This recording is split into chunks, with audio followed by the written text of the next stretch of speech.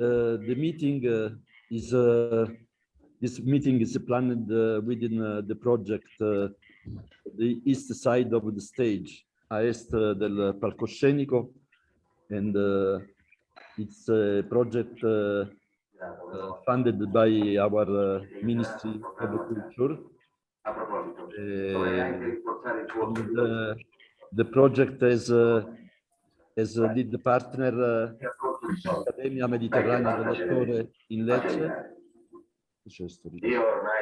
I'm sorry, Franco, maybe all of the people here, can we put it on mute? Dejan, staj se na mute zaradi звуциве, знаеш. Thank you. Okay. Кухаме да знам како. Имаш едно црвено горе, као, ете го. So we have many partners from Balkan countries and from Italian side. From Balkan countries are involved ITI from Skopje, from ATAC from Montenegro, Podgorica, TK from Albania, and from Serbia, Artistic Utopia in Belgrade, and so Macedonia, Montenegro, Albania, Serbia, and Kosovo, Kendra Multimedia. From Italy, we have Mittelfest as a partner, as well as Alibi, is an association from Tricase, Lecce, province of Lecce, and the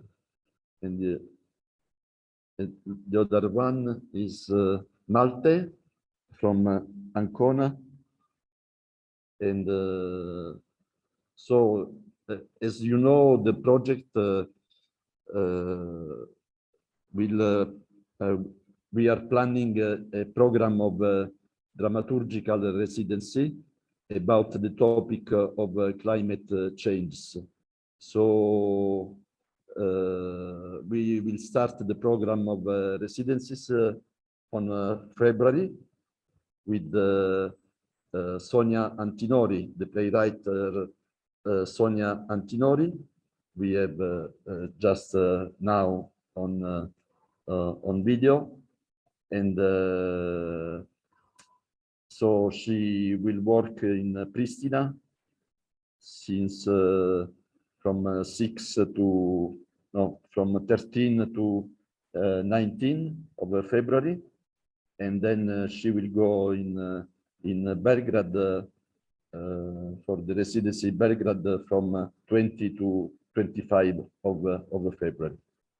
So the aim of this meeting is to introduce Sonia Antinori to other playwrights involved in this project.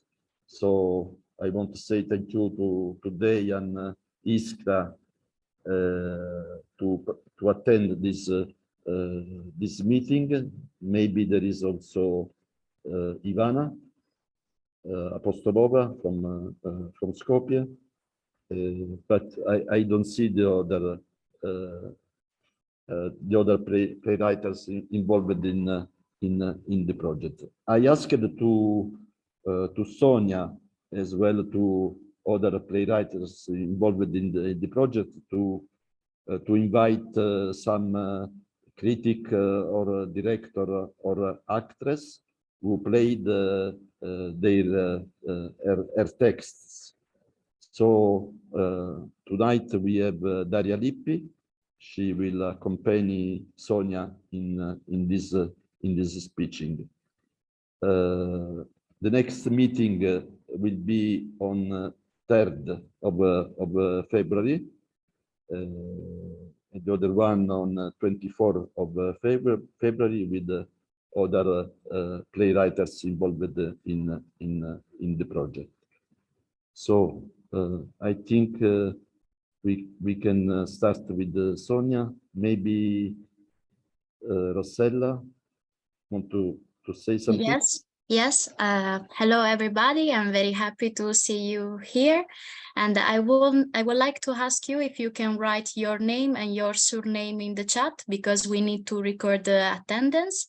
And now I will leave the floor to Daria Lippi, who will introduce Sonia Antinori. Okay.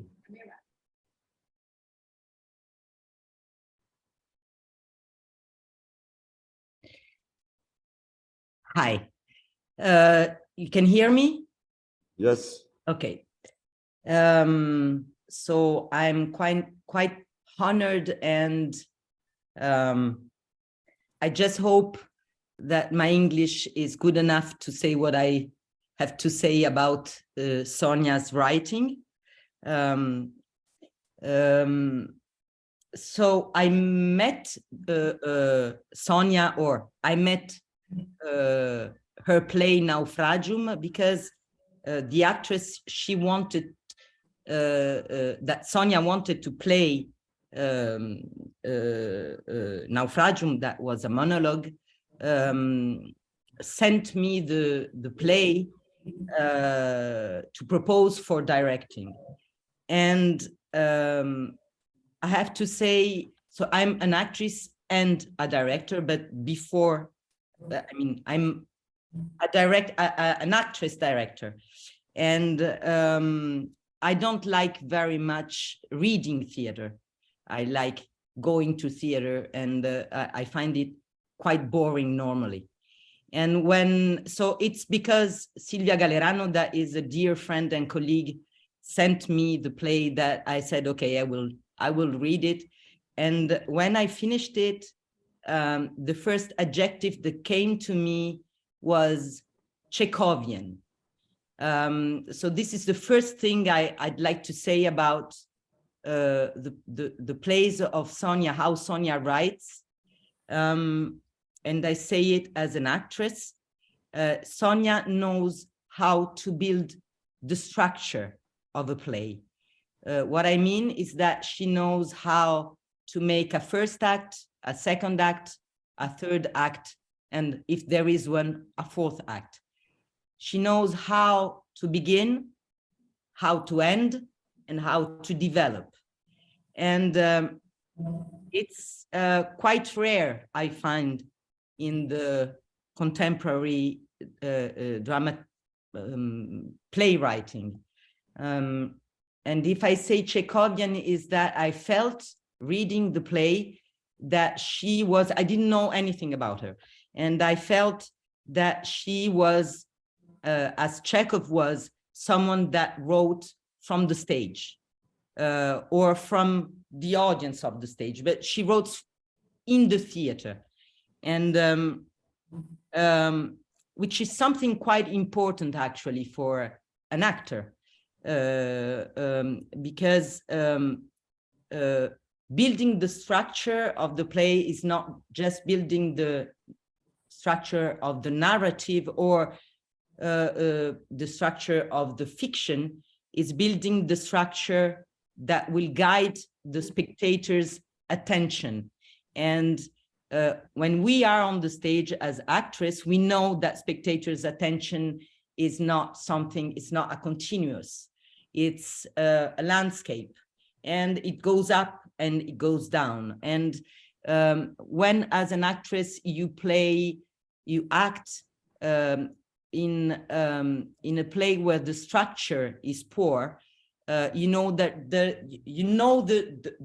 10 minutes and then the 20 minutes where, however good you play, attention of the audience is not there, and is not there because it can't be there.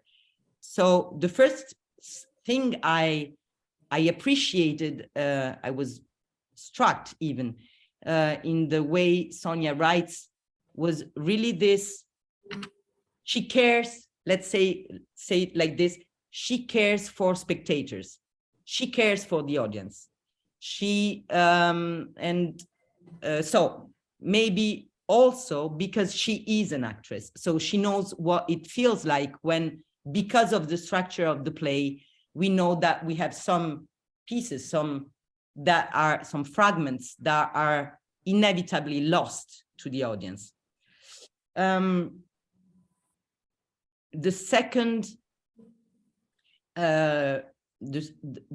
point of her writing that was very clear to me when I read the play is that she writes for orality, and this also is quite rare. The language she writes is written to be said, which makes it very pleasant to read, actually, but to read aloud or not aloud, but I mean to read. When I read what Sonia's writing, I say it in my head, and this is something again very important for an actress. Her language is has rhythm, has musicality, and has clearly aim, which is to be said. And this allows her, in my feeling, to shift from one register to another without unity to be broken, with continuity. One register to another, what I want to say is that she can write really everyday language, not language that copy everyday language, not language that say, hey, I'm everyday language, I'm contemporary, I mean, I speak like everyone else, even if we are on stage. And no, everyday language that we use, actually. She uses expressions, even expressions that I heard, some expressions that comes from some regions of Italy and other not. And at the same time, and I would say without cut, without, she can, the language can shift to a poetic, quite lyrical one. The unity being kept by the fact that the more everyday language and the more poetical one are meant to be said. And so as is the same actor or actors that say them, this is makes the unity. Her language is, when I say musicality in the play Naufragium, then that on which we worked together, I was able to make of many fragments of the text an oratorio. We were saying it as music, we were not singing, but we were maybe slamming it or rapping it, or it was something quite polyphonic. And it was possible because of the language she uses. I did not, it was an idea that came to me because of the language. The third point is what she writes about, and I was quite struck by this also, and I am still. Sonia, she doesn't write about history, recent history, politics. What I mean is, she doesn't write about it. She writes histories of people, and in their life and in the history of these people, recent history and politics are embedded as they are in our lives. But And in this way, she Naufragium is a play that made me and Silvia Galerano, the main actress, that forced us, I would say, to go dig in the history of our families and of ourselves. It's the play is about, let's say, the events in Italy, the political events in Italy between '68 and late '70s.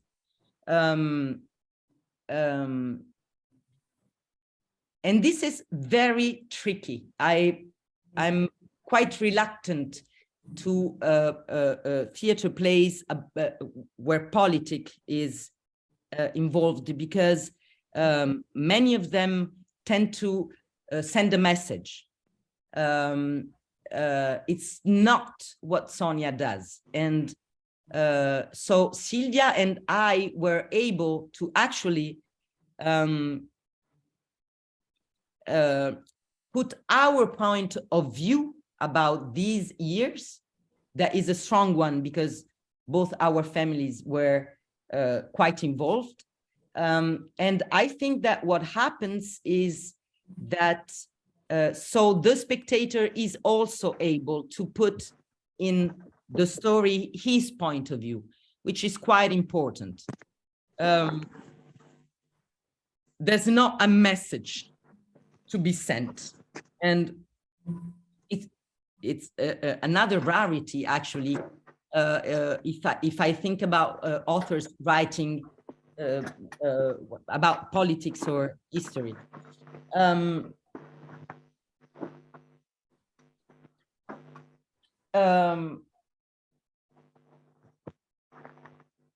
Yes, and the last thing that I'd like to say, this time more as a director, I'm also very reluctant to work. I'm sorry, I know this is not the place to say it, but I will say it, to work with contemporary authors, living authors.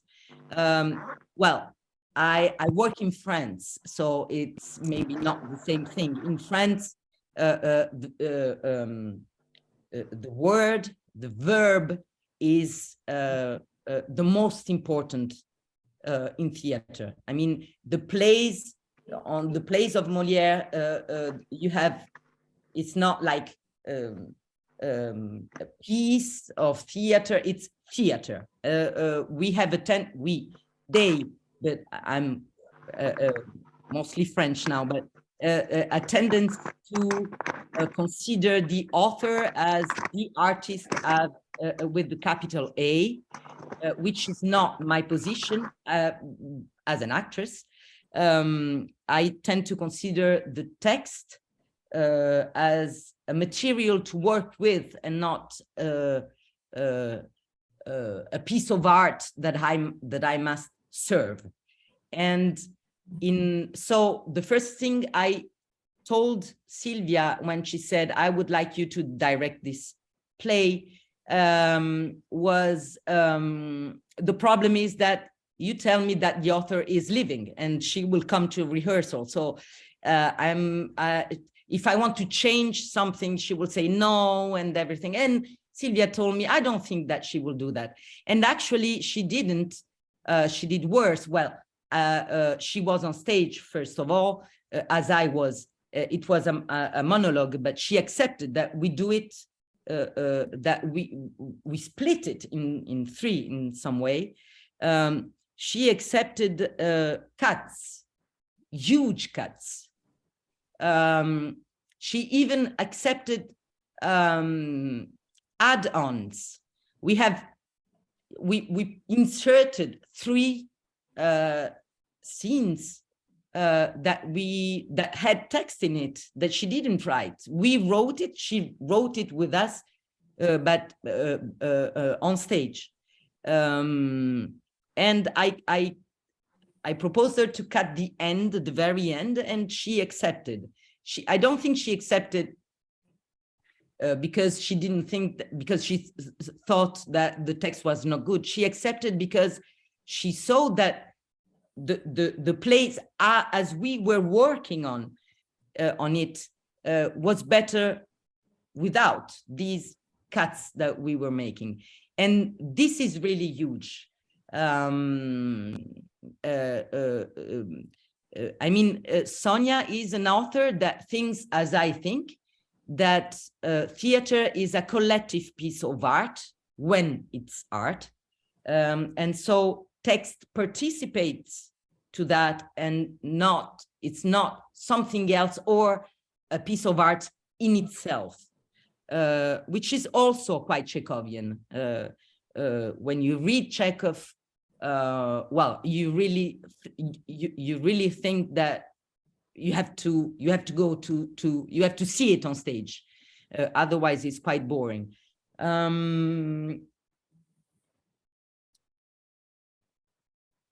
So to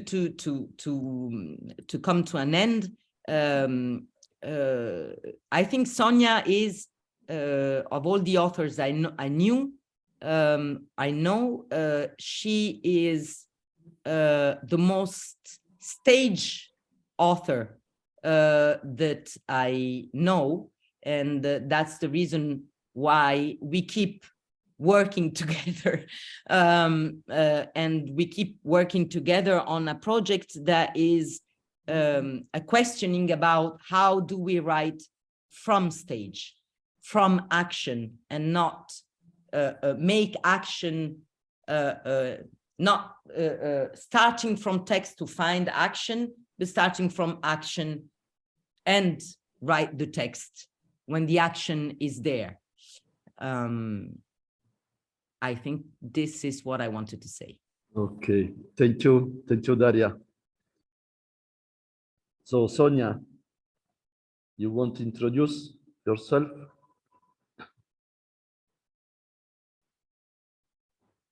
Well, first of all, I have to say thank you so much to Daria, because, well, I didn't know anything about what she was preparing about myself. So we decided not to talk about it.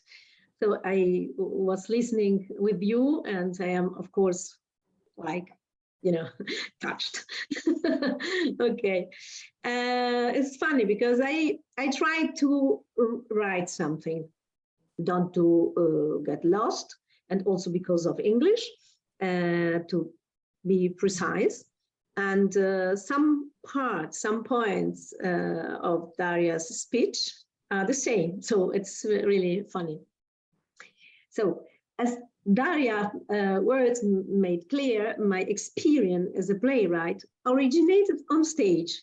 You can't believe that we didn't talk, but it's like this. I started working as an actor because I know her and she knows me.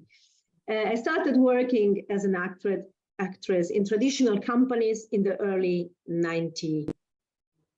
At the time, programming in Italy was stuck on well-known titles, mostly by Italian playwrights. A lot of Pirandello and Goldoni, but of course also some Shakespeare. Contemporary authors mostly wrote comedies, many of which followed film models marked by naturalism and based on quick dialogues and characters taken from everyday life. Having studied for a while in Germany, however, I had the opportunity to see very different plays. Whose strength lay in the specificity of an extreme language and style. One of my first dramaturgical loves was the Austrian playwright Rainer Schwab, whom I had the good fortune to translate into Italian with a huge effort linked to the need to reinvent his language, where high and low mixed in a poetic precipitated of great strength. But Schwab is only one of the examples. Since the 80s, authors from half of Europe were already exploring territories in which dramaturgy was playing an extremely important role in the narration of a complex time. in which the proliferation of media products was ousting theater from its position, forcing into a new definition. I have to add here that one of my beloved author, once upon a time when I was in Germany and I was reading Theater heute, was the Jan Bukowski. So I am honored to have you here, to meet you, not yet in person, but still.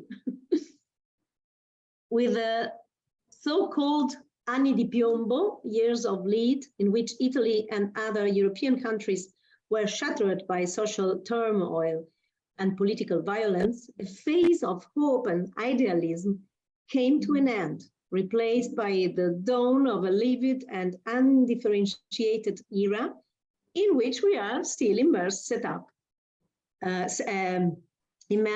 to our necks. This was precisely the theme of Naufragium, the play that Daria directed, and was the origin of our collaboration. In the years narrated in that text, I was at the beginning of my career as an actress and playwright. And naturally, so in the 80s, because the play is playing from the, 68 through the 70s to the 80s. I did not have the clear vision to understand what was happening politically and socially, because I was 20 years old. But I clearly remember a conference of new dramaturgy with Franco Quadri, a critic and animator of contemporary Italian scene, contradictory, passionate personality, who expressed a concept that would stay with me over the years. It is when you go through dark years that dramaturgy and theater take on a different role. This was what Franco said. This notion resonated in my mind when we began to record the first inconsistencies in the journalistic system, long before the advent of fake news, long before the propaganda and lack of transparency of apparent democratic governments became known. The massacres of the early 90s, the state mafia negotiation, the advent of the right wing and the downgrading of social and trade union achievements prompted a reflection on the need for spaces where dialogues could be opened on a perhaps smaller scale, but capable of formulating an alternative thought. It was during this period that my method of dramaturgical approach No, c'era un'infermiera che ha detto, scusa, ma com'è possibile? was born. An extremely flexible method, which has been refined over the years, but without losing that element of elasticity that connotes it. This approach of mine, which is not based on structural rules, nor on a predefined procedure, and of which some critics, still with a view to binarism, have indicated a character of female sensitivity, actually results from stage practice. Both because of my training as an actress and my interest in teamwork, I have in fact preferred to apply my writing in frames where the text could be generated by a collaborative play with actors and director, nourished by set designers, costume designers, light and sound designers. A modus operandi that is both old and new, and that evidently responds to that redefinition of authorship formulated by the German performing studies academic Hans Thies Lehmann in his pivotal essay, Post-Dramatic Theater.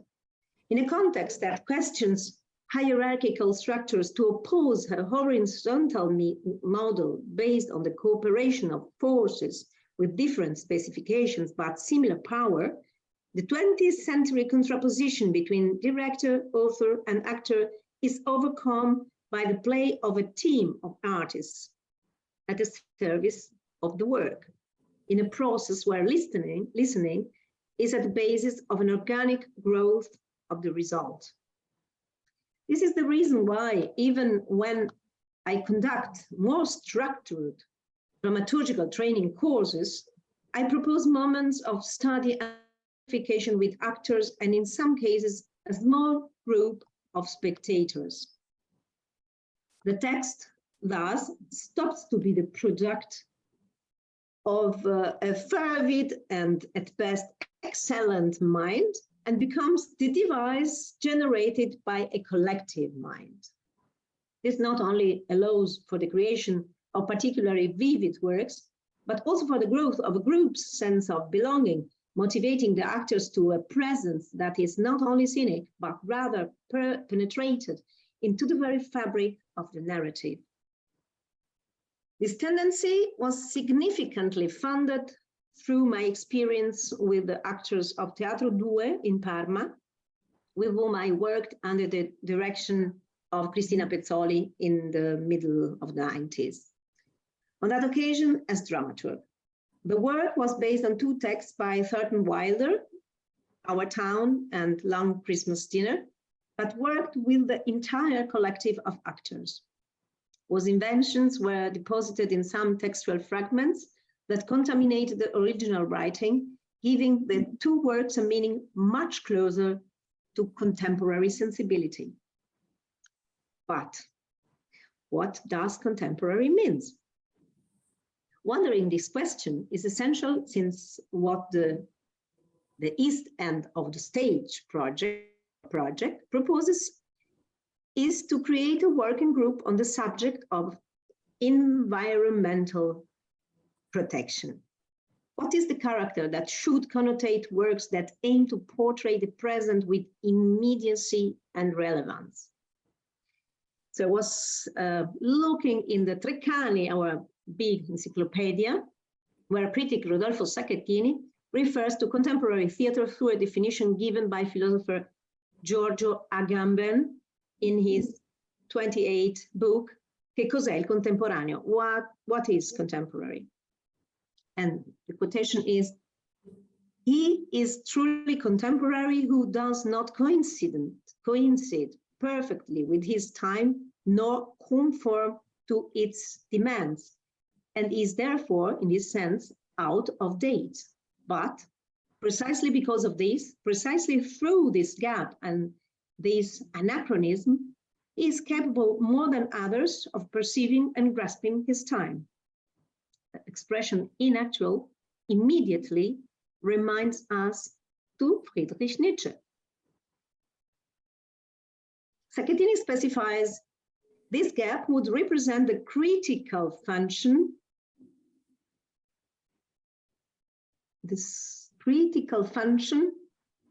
present within every work that wants to call itself contemporary. And now, how can we develop this critical function? Or what are the elements that distinguish the specificity of dramaturgical writing, contrasting it with nonfiction, for example?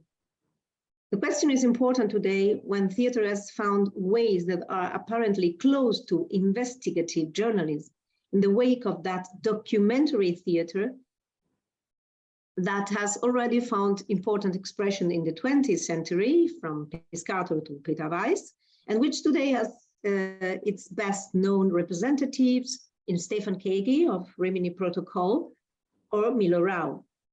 In this approach, it is reality that bursts onto the stage.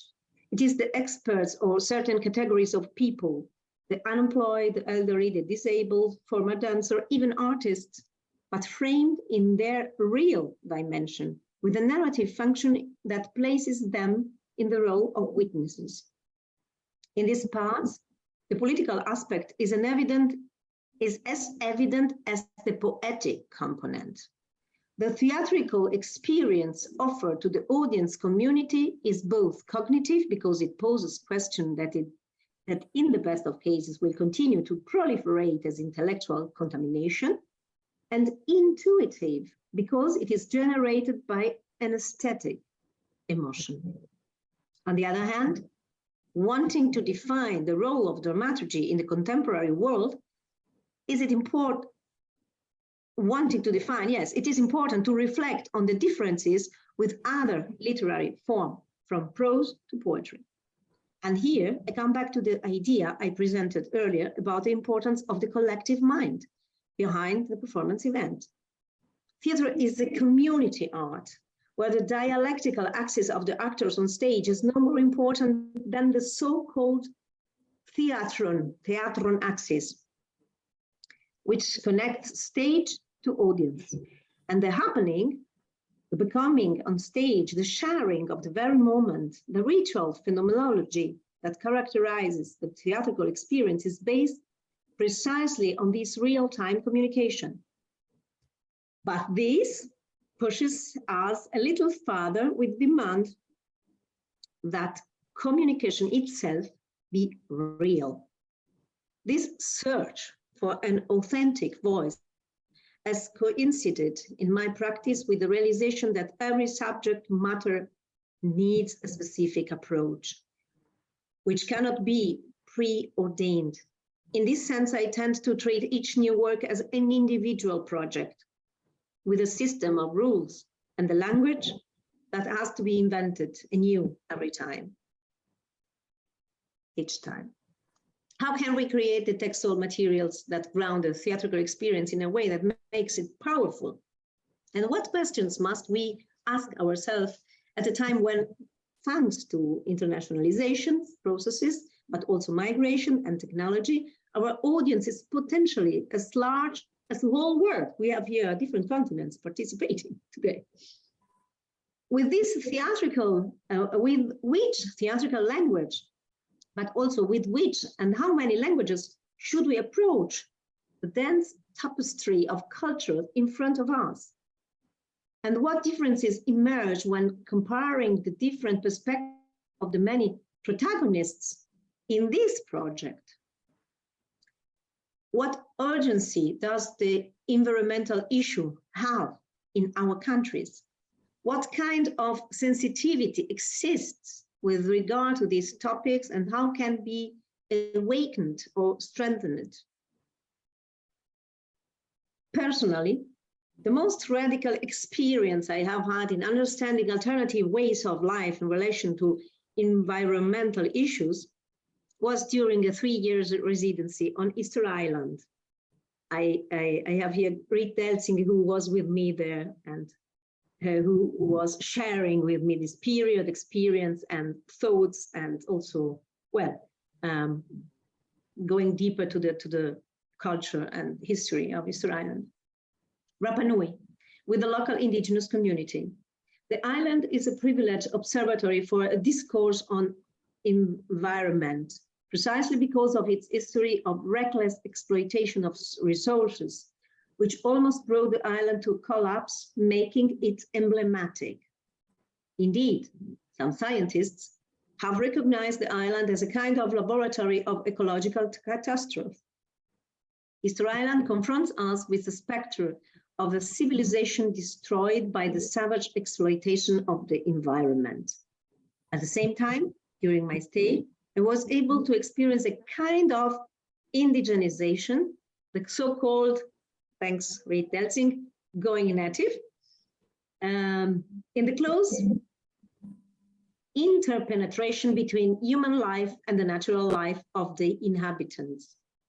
Another fundamental aspect was in the observation of the capacity to understand the world that the indigenous people possesses, capable of seeing the mythical aspect beyond the everyday, for which there is no separation between inner life and outer life.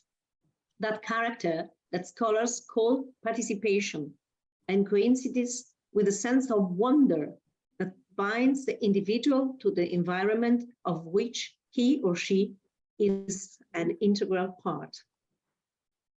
In the workshop that I will hold during the residency in Pristina and Belgrade first and Podgorica later, I would like to propose an initial investigation into this topic in the light of texts, articles, and videos that will allow for an in-depth study, also taking into consideration any previous writing experiences on of the participants on this theme. I then asked colleagues from the different organizations that the debate within the workshop framework could be augmented by contribution from local experts, academics, journalists, activists, but also artists and fellow playwrights. The first phase of data collection will be followed by extemporaneous writing exercises, which will form the basis of our collective creation process and will be presented to the public on the last day of the residency. Yeah, that's Perfect. it. Thank you, Sonia. Thank you. Thank you very much. Thank you both, Thank Franco you. and Daria, for the introduction, and everybody for being here. Okay, good. So if you have some question, we have less than 10 minutes more.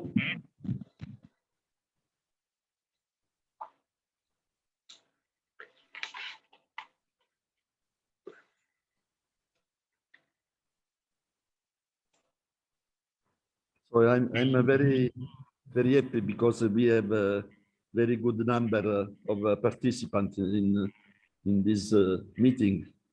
I didn't expect this number. So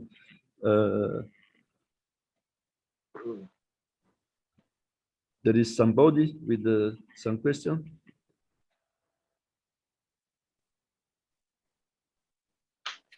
Yes, maybe I can ask one question. I come from more dance choreography, but my question is because I also believe in this joint collective work.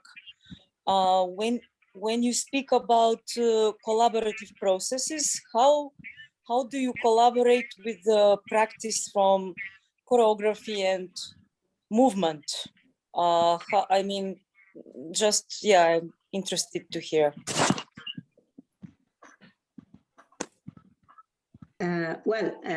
Daria could also answer because she is also a dancer.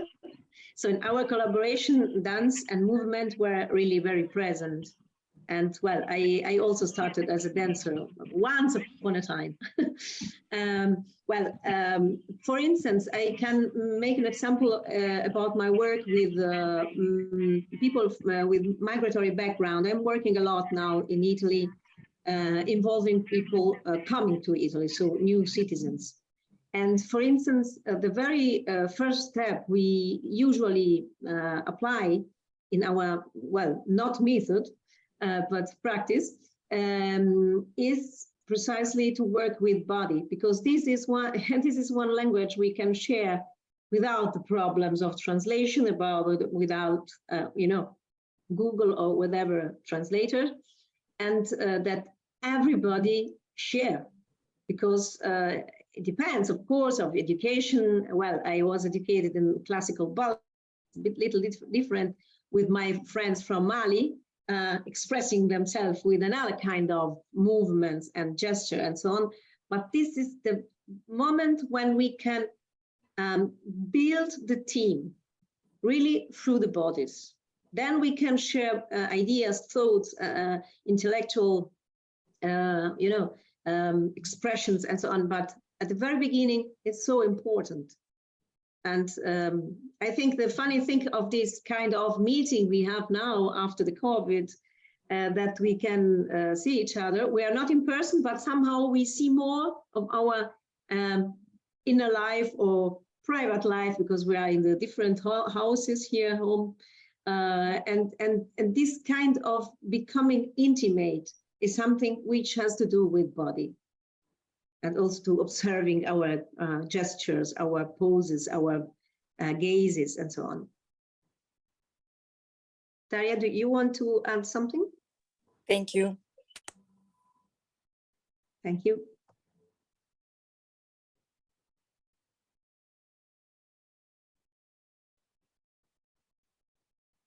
Okay, if there is no more question, I just can I ask something? Okay, Because I was sure you will speak.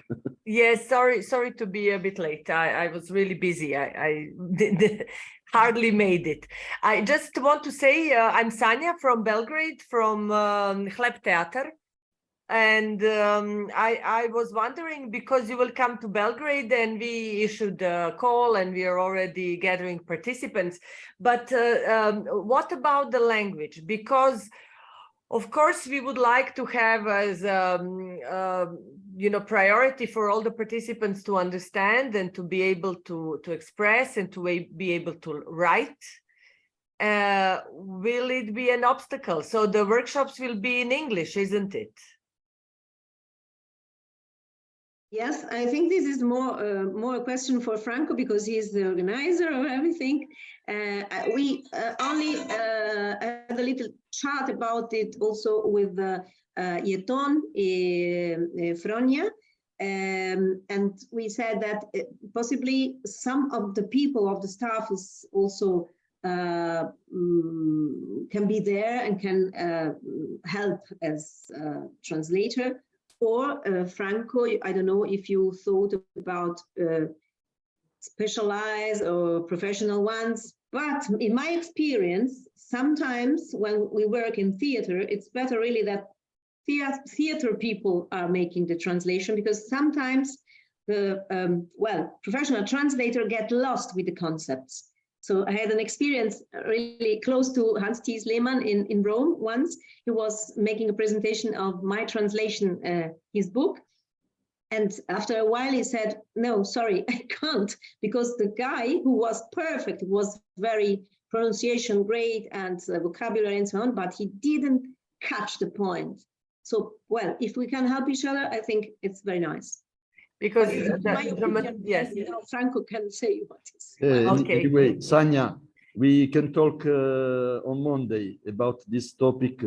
So okay, I was just interested because I'm sure we can. It is a project that crosses boundaries, and our main tool is the words. It is not dance. I'm also mostly from dance and theater and from movement-based theater. So I can imagine there could be some issues with that, but we will try to solve it. Okay, thank you, Sonia. Thank you for your presentation also. And Sanya, we have also a lot of tools now. I'm working with now with people from Bangladesh and Pakistan, and we have all the time these technological things up and so on, and they are translating from Urdu into Bangla, and it's really easy. So I think, well, on the Balkans will be, it's so easy. I will try to let me give all the information about these new apps from these come si dice, millennials people. Okay, yes, good. Thanks. Thank you. So thank you, everybody. I just want to say that the next meeting will be on February 3rd. With Ivanka Apostolova. She invited a friend.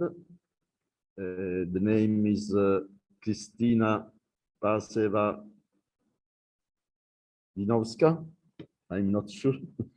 Kristina Pesava-Dinovska, yes. Okay, okay. So we see you at 5 of February 3rd. Okay? Thank you very much. Bye. Thank you. Bye. Goodbye. Bye. Thank you. Bye. Thank you to all the friends, the personal friends I see here. Ciao. Ciao a tutti. Thank you, Sonia.